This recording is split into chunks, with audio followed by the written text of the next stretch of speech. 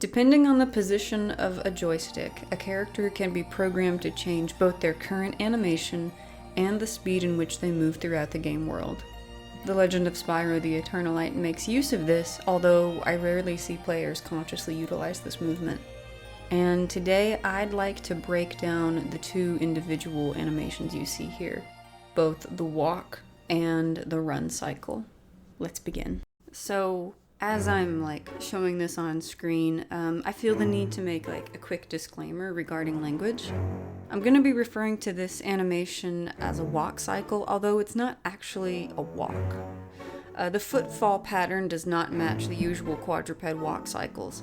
In typical walk cycles, the legs move, the left legs move relative to one another and the right legs move relative to one another. Paws follow similar arcs with similar timing, with maybe a couple frames worth of offset in one direction or another. However, Spyro's footfall pattern here is different. If you'll notice, his back left paw makes contact with the ground roughly at the same time as the front right paw. The inverse is true for the other two paws as well. The back right paw makes contact with the ground just before the front left paw. I've learned recently that this is actually called a diagonal amble. And in a way, it reminds me of a trot, although trots have the same footfalls and the relative velocity of them is much, much higher. My hunch is that maybe they did this to save space or data, since it's a little bit less complex than a standard quadruped walk, but then again, maybe it was done to convey something specific about Spyro's character. For simplicity's sake, we're going to call this a walk cycle anyway, because it is more colloquially understood within the context of gameplay. So now that we have that language out of the way, let's begin. I tried to use my usual approach when it comes to quadruped locomotion by starting with the hips and the chest. However, in locomotion, all of the moving parts are so interconnected that I often find myself moving back and forth between animating the spine and animating the legs in tandem, which kind of creates a tangly, hard to follow process. Since we're working with two pairs of legs, it helps to remember these basic tricks or these rules of thumb.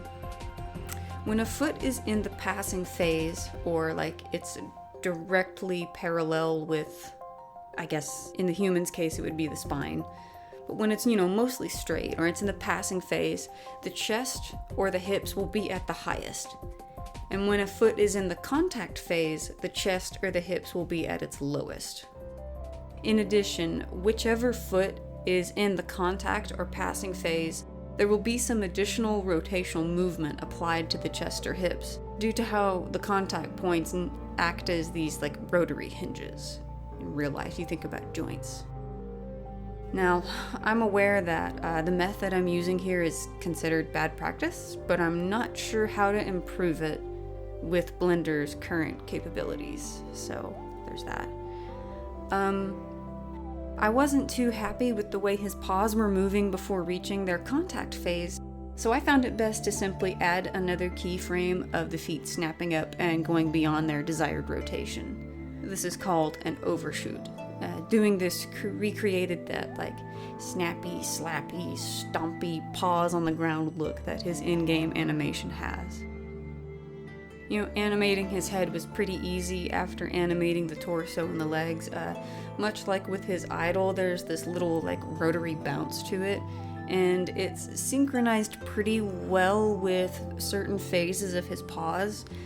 His jaw also opens slightly during certain parts of the loop. I guess they were trying to make him look like he was panting or something. Animating the wings this go around, I enjoyed it more because they are more akin to a single secondary movement as opposed to layered secondary movements like in his idle animation. It's mostly 3 keyframes with very little breakdown in between. I initially made it more complex, but I didn't like how it looked, so I changed it to be simpler to fit the duration of this animation in its initial loop. I had to take some creative liberties, or I was gonna go nuts. And finally, on to the tail for this, or one of my favorite parts of animating. It's a nice, easy animation that takes, 3 keyframes, 2 main breakdowns, and 2 additional final breakdowns for the tail spade. Lastly, I animated his face, and I made a brave attempt at animating his crest. He makes this little, focused and earnest face when he moves, and I tried to capture it, but I think I'll need to go back and try again another time. Okay, I think I'm happy with it for right now. It's not too shabby. I think it's an improvement over my first attempt at making him walk, which, he looks pretty rough here. I like the second attempt much, much more. For now, the walk cycle is complete, and we will move on to the next animation. Much like with the walk cycle, I don't think I can comfortably call this a true run cycle. For starters, Spyro has so much airtime in the middle of this loop. This whole thing is more of a jump cycle than a run cycle. I've seen the phrase bunny hopping used for certain quadruped locomotions, and I didn't really see the application of the term until I started studying my reference footage, and I found that it's a very adequate description. So, both hind legs make contact with the ground at the same time, much like how rabbits or hares naturally move in the real world. And I'm not sure why the animation team did this. Maybe it was a frame restriction thing, or maybe they just liked how it would affect the silhouette during gameplay.